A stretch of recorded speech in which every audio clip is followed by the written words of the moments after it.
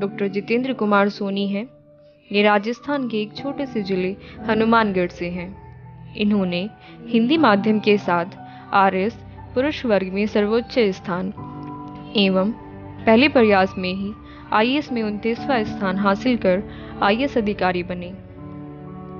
आज जयपुर में आरएस में सफल अभ्यर्थियों को सम्मानित करने के उपरांत छात्र छात्राओं को संबोधित करते हुए डॉक्टर जितेंद्र कुमार सोनी, झालावाड़ कलेक्टर। आइए आज सुनते हैं हम उनकी कहानी, उनकी जुबानी। डॉक्टर जितेंद्र कुमार सोनी। बहुत बहुत ज़रूरी चीज़ ये है, बहुत ज़रूरी चीज़ जो मैं आप लोगों को कहना चाहता हूँ वो ये है कि सबसे पहले तो आप ये बात सोच लें कि आप यहाँ आए हैं। यह डिसीजन केवल आपका है, यह केवल आपका है। ब्लेम गेम नहीं करना है।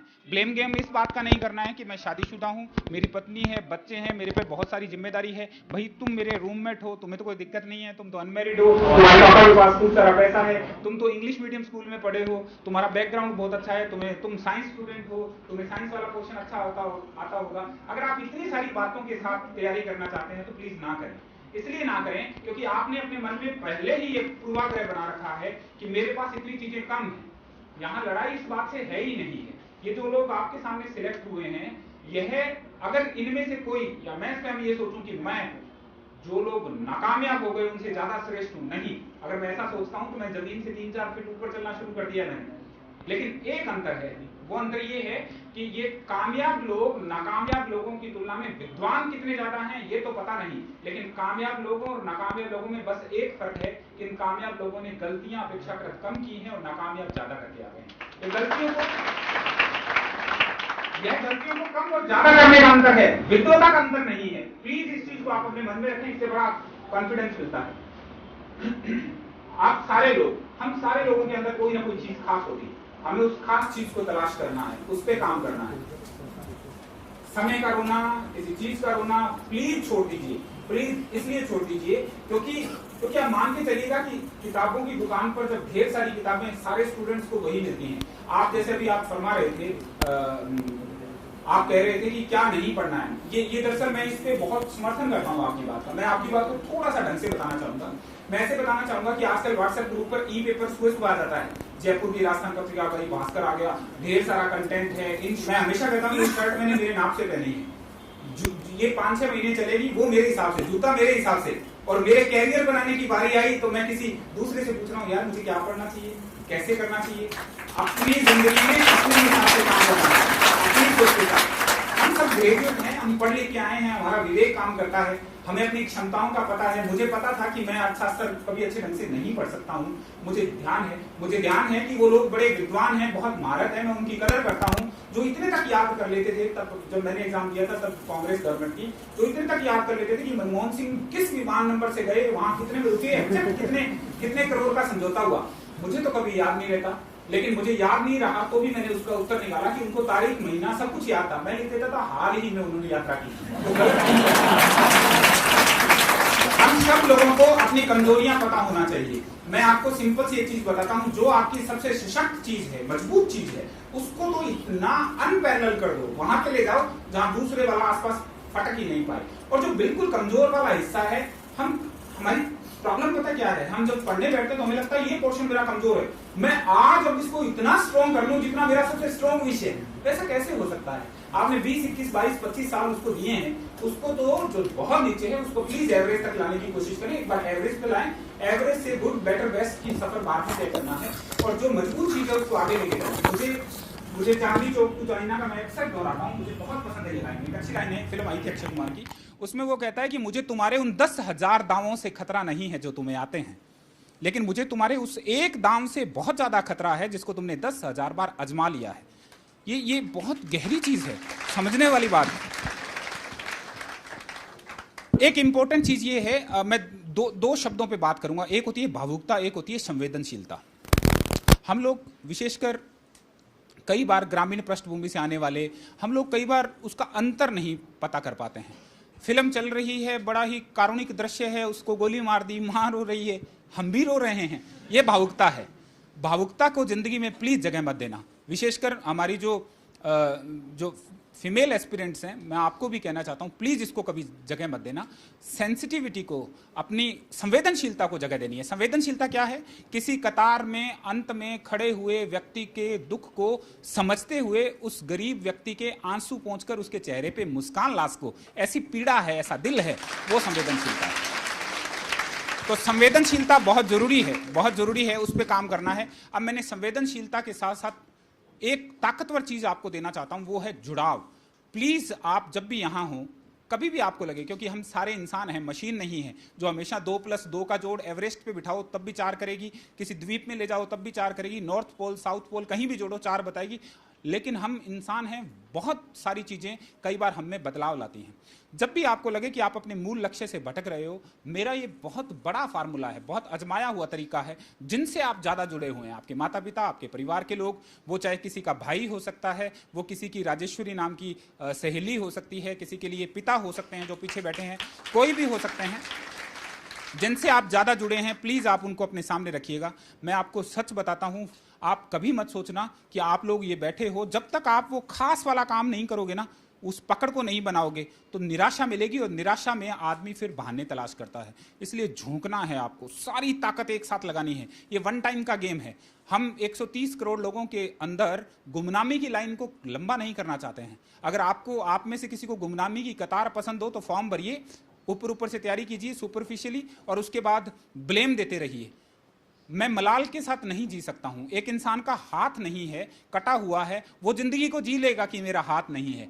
इंसान के लिए जीना तब कठिन नहीं है जब उसके हाथ पैर नहीं हो। इंसान के लिए जीना तब बहुत कठिन हो जाता है जब उसके पास मलाल हो, अफसोस कि यार मैं सिलेक्ट हो जाता। 10 साल बाद किसी दूसरे को देख रहा है, 12 साल बाद देख रहा है, 15 साल बाद देख रहा है, बच्चे स्कूल जा रहे हैं, वो अपनी अलमारी देख रहा है, या महिला है अपना संदूक बॉक्स किसी चीज में निकाल के अपनी पुरानी मार्कशीट देख रही है, उसके सामने प्रवेश पत्र सामने आ रहा है कि RAS प्री का पेपर था, वहां गई थी मैं, या मैं वहां गया था।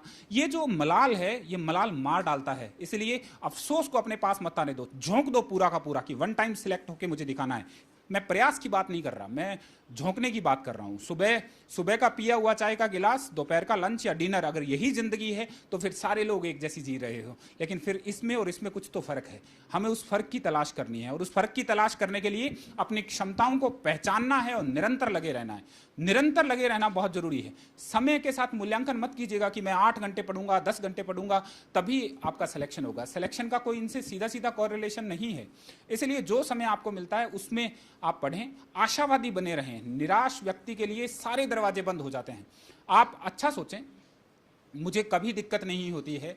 जब मैंने इवन RAS का एग्जाम दिया था तो तब भी कोर्ट में स्टे लग गया, क्योंकि आजकल आपको मालूम है कि ह्यूमैनिटेरियन ग्राउंड पर और थोड़े से किसी टेक्निकल ग्राउंड पर कोई भी आदमी कोर्ट में जाता है, उसको डेफिनेटली अगर उसका पक्ष हमारे माननीय न्यायाधीशों को ठीक लगता है तो एक बार तो वैकेंसी पे स्टे आ जाता है या प्रोसेस पे स्टे लग जाता है। पेशेंस तो इसमें रखना पड़ेगा, और इसके लिए हम किसी को दोष नहीं देना चाहते हैं, किसी को दोष नहीं देना चाहते हैं। अभी ये कतार से उधर का और इधर का फर्क है। मेज के दूसरी पार बैठे हो अभी आप, जब आप इस पार आओगे तब आपको लगेगा कि बहुत सारी चीजें ऐसी हैं। आजकल एक्सपेक्टेशन बहुत बढ़ गई है। मैं आपको ये बात इसलिए बता रहा हूं ताकि आपके दिमाग में ये सावचेती आ जाए, आपको पता लग जाए कि हर बार जब आप RPSC का रोना रोते हो वो इतना ईजी नहीं है। आजकल गली में किसी के घर के आगे कुत्ता मर जाता है ना, पहले वो एप्लीकेशन देके आता है 5 किलोमीटर दूर जाके कि साहब मेरी गली में कुत्ता मरा हुआ है। इनकेस उस एप्लीकेशन पे गौर नहीं हुआ, 5वें 7वें दिन RTA लगाता है कि मेरी एप्लीकेशन पे क्या हुआ।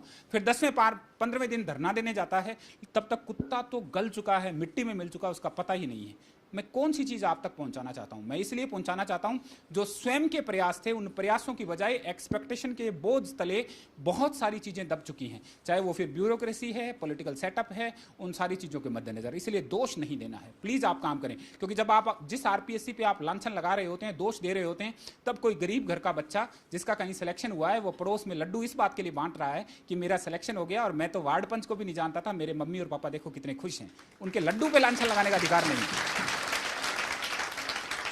कोई कुछ भी कहे, कोई ये कहे कि साहब चेक चेक चलता है, ये चलता है, आप मत सुनो। वो इसलिए मत सुनो कि ऐसे सुनाने वाले लोग वो हैं जिनका सिलेक्शन नहीं हुआ, अब उनके मन में खतरा है, उनको डर है कि अगर आप उसी एनवायरनमेंट से अगर आपका सिलेक्शन हो गया तो वो बहाना जो पिछले 5-10 साल से वो लोगों को सुना सुना के भ्रमित कर रहे थे, अपने आप को सही टिका रहे थे, वो बहाना आपने उनका तोड़ दिया। इसलिए उनकी बात नहीं सुननी है। सिर्फ अगर आपको सुनना है तो एक बात ध्यान रखें, मैं आपको बताना चाहता हूं, मैंने आरपीएससी में टीचर वाला, लेक्चरर वाला और आरएएस वाला एग्जाम दिया था।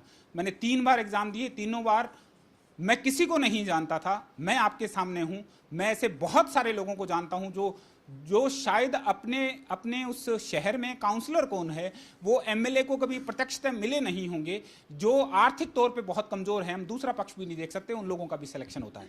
इसलिए उत्साह के साथ काम करते रहिएगा। उससे अगली चीज जो मैं कहना चाहता हूं वो ये है कि दरअसल क्या है, एक निरंतरता होती है, वो बहुत जरूरी है। आपको लगातार कंटिन्यूअसली प्रयास करना है।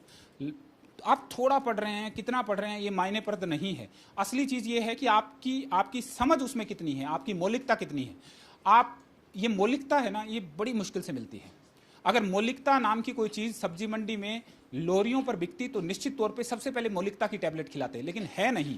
यह पैदा होती है, यह तब आती है जब आपके अंदर कंटेंट भरा हो। और कंटेंट कब भरा जाता है? जब आप आसपास की परिवेश को देखते हैं। ये वो प्राथमिकताएं हैं, ये वो पेपर हैं जो कहीं लिखे नहीं जाते, पर इनको पास किए बिना वो वाला रिटन पेपर पास नहीं किया जा सकता। इसलिए इनको पास करें। कोई फर्क नहीं पड़ता है कौन क्या सोचता है, कौन क्या देखता है, कौन क्या खाता है पीता है, मैं क्या हूं, मुझे क्या बनना है, मेरे लिए बस यही प्राथमिकता है। और इसके लिए एक लक्ष्य के साथ काम करना है। मैं इस बात पे बहुत दृढ़ता से यकीन करता हूं, बहुत ज्यादा यकीन करता हूं कि समय का रोना तो बिल्कुल नहीं रोना है, बिल्कुल भी नहीं रोना है। बैकग्राउंड का रोना नहीं रोना है, भाषा का रोना नहीं रोना है। भाषा का रोना इसलिए नहीं रोना है, मैंने हिंदी माध्यम से एग्जाम दिया था। मैं सोचूं कि जो मेरे साथ इंग्लिश मीडियम वाले लोग थे, वो जब बहुत अच्छे तरीके से इंग्लिश में बात कर रहे हैं, मुझे लगे कि मैं हीन हूं, मुझे आ नहीं रहा है, मुझे कभी नहीं लगता ऐसा। मैं आपको वापस दोहराना चाहता हूं, सिर्फ कहने के लिए नहीं। अगर आपको मेरे शब्द आपके जेहन में उतर रहे हैं, मुझे कोई फर्क नहीं पड़ता है कि कौन सा इंसान किस भाषा में बात करता है। मुझे पता है कि जो जुबान मेरे खून में, मेरी मिट्टी में, जिसको मैंने शुरू से लेकर पढ़ा है, जब मैं उसमें बोलना शुरू करूंगा तब मैं असली जितेंद्र को सामने ला सकता हूं। इसलिए सबसे इंपॉर्टेंट चीज ये है।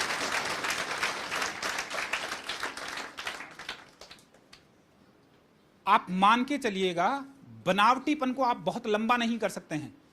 आप बारिश के बाद की सोंधी मिट्टी की खुशबू आपको अच्छी लगती है, हमेशा अच्छी लगेगी। आपको फूल और उस पे जो अलग भंवरे हैं, तितलियां हैं, घूम रही हैं, पेड़ों की ठंडी ठंडी हवा आ रही है, आप कभी भी इमेजिन कर सकते हैं। लेकिन आपको रेडीमेड और चिपकाई हुई मुस्कान, चाहे वो किसी रिसेप्शनिस्ट की क्यों नहीं हो, बहुत लंबे समय तक आपको बांध नहीं सकती है। मैं वापस उस चीज पे आना चाहता हूं। मैं ये कहना चाहता हूं कि आपका जो जुड़ाव है वो बहुत प्राकृतिक, बहुत मौलिक होना चाहिए। हम जैसे अंदर से हैं वैसे बाहर से रहें। मुझे नहीं पता क्या फर्क पड़ने वाला है, मुझे अब भी बहुत सारी चीजें नहीं पता हैं। मैं जब भी मेरे किसी आरएएस अधिकारी से मैं पूछता हूं कि भाई इसका मतलब क्या है, तो वो मुझे बताता है कि इसका मतलब ये है। अरे मैं स्वीकार करूंगा तो क्या फर्क पड़ेगा? मेरे महीने के अंत में अकाउंटेंट में इतना सामर्थ्य नहीं है कि कलेक्टर साहब को 3 चीजें नहीं आई इसलिए इनके 3 रुपए काट दिए जाएं। उसमें नहीं है, मुझे उतना ही मिलेगा। लेकिन स्वीकार करने से मेरे मन पे बोझ नहीं रहता है। मुझे याद नहीं करना पड़ता है कि मैं 7 साल बाद में इस आदमी से मिला हूं, मैंने पहले कौन से वाला रूप दिखाया था। क्यों करना है? जैसे निर्मल हैं वैसे रहें। आप आधी से ज्यादा टेंशन तो हमारी इस बात की है कि उसके पास 3 हाइलाइटर हैं, उसने नोट्स को बड़ा अंडरलाइन कर रखा है। मैं जब एग्जाम से बाहर निकलता था पता लगता था ये तो बहुत बड़ा है भाई, इसको बहुत कुछ आता है। मुझे सिर्फ हंसी आती है, मुझे बिल्कुल नहीं फर्क पड़ता। मैं पुनः बता दूं, मैंने मेरे माइंडसेट को ऐसा कर रखा है कि अगर हमने सोचा कि ये काम करना है तो निश्चित तौर पर फिर किसी और चीज का ध्यान नहीं है। ये जो बुक है ये मेरी लिखी नहीं है, मैं कोट इसलिए कर रहा हूं, एक सेकंड के लिए चाहूंगा। ये पंजाबी के बहुत ही रिनाउंड राइटर हैं मनमोहन, 350 पेज की किताब थी, उन्होंने बहुत अच्छी क्लिष्ट पंजाबी में लिखी है, ठेठ पंजाबी में, और बहुत गहरी किताब थी बुद्धिज्म फिलॉसफी पे। उन्होंने मुझे कहा कि ये बुक है और एकेडमी इसका काम किसी को नहीं दे रही क्योंकि कोई राजी नहीं हो रहा इसको पढ़ने के लिए। हिंदी में ट्रांसलेशन हो जाता है तो सारी भाषाओं में ट्रांसलेशन इजी हो जाता है, पर पंजाबी से कोई हिंदी में ट्रांसलेट नहीं कर पा रहा है। तो मैंने रिक्वेस्ट किया कि अगर ये काम मुझे मिलेगा तो मैं करूंगा। उन्होंने कहा ये टाइम बाउंड होता है, एकेडमी टाइम बाउंड काम देती है। मैंने कहा मैं फिर भी करूंगा। उन्होंने, एकेडमी ने मुझे दिया, ये मेरा सौभाग्य था। मैंने इस बुक के लिए, मेरा दर्शन शास्त्र विषय रहा है, मैंने मास्टर डिग्री किया है, मैंने उसमें सिलेक्ट पास किया है, लेकिन उसके बावजूद भी मुझे स्वीकार करते हुए बिल्कुल भी शर्म नहीं आ रही है कि मेरे को इसके लिए 7-8 हज़ार अलग से पेजेस पढ़ने पड़े। मेरे ज्ञान में वृद्धि हुई, बहुत धीरे धीरे पढ़ना शुरू किया। कुछ पंजाबी के शब्द मुझे नहीं आते थे, उसके लिए मैंने यहाँ से मेरे कुछ दोस्तों से पता करवाया। पटियाला यूनिवर्सिटी में जो प्रोफेसर थे उनसे फ़ोन करके पूछा कि सर इसका मतलब क्या होता है। उन्होंने मुझे बताया। अगर आप, ये किताब का जो ट्रांसलेशन है जो मैंने किया है, यह मैं केवल ये बताने के लिए कर रहा हूं कि हम हर घड़ी हर तरीके से अपने लिए परिवर्तन कर सकते हैं, बशर्ते आपके अंदर वो चीज़ दृढ़ता से बसी हो। सतही तौर वाली चीज़ें नहीं, प्लीज़ कभी नहीं। अगर आप केवल इसलिए आए हैं कि आजकल आरएएस बनने का चलन है, या आरएएस की वैकेंसीज कंटिन्यूसली आ रही है आपकी ढाणी में, आपके गांव में, आपके मोहल्ले में, आपकी कास्ट में, आपके ग्रुप में किसी दूसरे का सिलेक्शन हुआ है, पापा मम्मी भी कहते हैं कि देखो कितना अच्छा लग रहा है, आपको भी लगता है कि बड़ा ग्लैमरस सा हो जाता है। अगर आप इसलिए आए हैं और केवल एकमात्र ये रीजन है, तो प्लीज़ आपको फिर एक बार इंट्रोस्पेक्शन करना चाहिए। आप खुद जब अपने लिए आए हों, आपको लगता है कि मैं कामयाब होने के लिए आया हूं, तो ही आप सिलेक्ट हो पाएंगे। और अच्छे तरीके से देखिए, आप एक चीज़ ध्यान रखिएगा, जब आदमी सिलेक्ट हो जाता है उसको सारी चीज़ें चेंज हो जाती हैं। एक मैं आज आपको एक छोटा सा सपना देना चाहता हूँ। मैं आपको ये कल्पना देना चाहता हूँ कि आपकी आंख बंद है, आपको लगता है कि आपका चयन हो गया है, आप सिलेक्ट हो गए हैं, रिजल्ट आ गया अखबार में, आप बहुत अच्छी रैंक पे आए हैं। आप, उसका दायरा बदल जाता है। हर किसी को लगता है कि यार वो जो आदमी पहले आप पर यकीन नहीं करता था ना, अब भी वो पता क्या कहेगा, मुझे तो पहले ही पता था ये बन जाएगा। ये होता है, सबके साथ होता है। यह अंतर है। प्लीज इसको पहचानिए, प्लीज अपने इस सपने को हमेशा जिंदा रखिए। मैं नहीं चाहता कि जितने चेहरे मेरी आंखों के सामने हैं वो केवल उनकी भूमिका इस कोचिंग क्लास में तालियां बजाने तक सीमित रहे, औरों के लिए नहीं बजानी है। एक दिन आना है, एक दिन आएगा जब आप सामने खड़े हों, आपको कुछ मिल रहा हो, आपके मम्मी पापा दूर बैठे हों, वो धीरे से ना बराबर वाले के कोहनी मार के, वो जो है ना मेरा है, मेरा बेटा है, मेरी बिटिया है। अगर अपने पिता और अपनी माँ को, अपने भाई को ये कोहनी मारकर बताने वाला जो सुख है वो मिल रहा है ना, वो मुझे मिल रहा है, ये फील जब तक आप उनको नहीं दे सकते हैं, फिर बेकार है सब कुछ। मेरे लिए अपनेपन की, जुड़ाव की और कामयाबी की बस इतनी सी परिभाषा है, इससे ज़्यादा मैं कुछ और कहना नहीं चाहता हूँ। इसीलिए हमें काम करना है। अगर आपकी कोई चीज़ कम आती है, प्लीज़ उसके लिए कभी निराश नहीं होना कि मेरे पड़ोसी को ये ज़्यादा। सब में अलग अलग क्षमताएं हैं, सब में अलग अलग कुव्वत है। मुझे पता है कि मैं एक बार पढ़ी चीज़ को दूसरे किसी विषय में इस्तेमाल कर सकता हूँ, ये मेरी क्षमता है। लेकिन मुझे ये भी पता है कि मैं फैक्ट्स याद नहीं रख सकता, ये मेरी नाकामयाबी है। मैंने तैयारी इस ढंग से की कि अपनी नाकामयाबी वाले हिस्सों को, अपनी कमजोरियों वाले हिस्सों को बस एक एवरेज सा बनाऊं और बाकी उस पर काम करूं। आप अपने आप पर उन चीज़ों की तलाश करें, लगातार लगे रहें। धर्मेंद्र सर की यहाँ मैं एक अच्छी चीज़ ये कहना चाहूँगा, आप देखिएगा कभी भी निराशावादी बात नहीं करेंगे। यह मैं इसलिए नहीं कहना चाह रहा हूं कि ये आप पास में बैठे हैं और मैं आपके सेंटर में बैठा हूं, या आपकी किसी किताब पर मेरा फोटो छपता है इसलिए मैं सिर्फ तारीफ करूंगा। यह उसके लिए नहीं है, यह बिल्कुल नहीं है उसके लिए। क्योंकि अगर अब मैं इनको बोलूं कि मैं नहीं आऊंगा, ये 5 लोगों को ये तो कह सकते हैं कि जितेंद्र अच्छा नहीं किया, देखो उसने मेरे साथ, लेकिन फिर मुझे उससे तो फर्क नहीं पड़ता। मैंने अभी बताया था कि कौन क्या कहता है, उससे फर्क नहीं पड़ने वाला है। लेकिन मैं इसलिए आता हूं कि जब भी मैं इनसे मिलता हूं, वो आत्मीयता, वो जुड़ाव, वो अपनापन, वो सबसे बड़ी चीज़ है। मैं काम करता हूं और आपको बताना चाहता हूं कि काम करते वक्त सामने वाली किसी इंसान की बात को सुनकर जब दूर करते हैं और वो इंसान जब धन्यवाद देके जाता है, तो आपको लगता है कि यार यही होता होगा लक्ष्य जो इंटरव्यू वाले पूछते हैं कि आरएएस आईएएस क्यों बनना चाहते हो। उस मुस्कान की कोई परिभाषा नहीं है। हम वहाँ तक जाएंगे, वहाँ तक काम करेंगे, आप सारे लोग कामयाब हों, मैं ऐसी शुभकामनाएं आपको देना चाहता हूँ। और आपसे सिर्फ एक रिक्वेस्ट करना चाहूँगा, हमेशा अपने हौसले को बहुत बुलंद रखिएगा, हमेशा निरंतरता बना के रखिएगा। अच्छा सोचिएगा, ज़मीन के 2-4 फीट ऊपर मत चलिएगा, किसी भी चीज़ के सहारे मत चलिएगा। आपको लगता है कि मुझे इंग्लिश बहुत अच्छी आती है, मैं दिखने में बहुत सुंदर हूँ, मेरी हैंडराइटिंग बहुत अच्छी है, मेरे 10वीं में, 12वीं में या ग्रेजुएशन में ज़्यादा नंबर आए थे, मैं गोल्ड मेडलिस्ट हूँ, या फ्रेशर हो।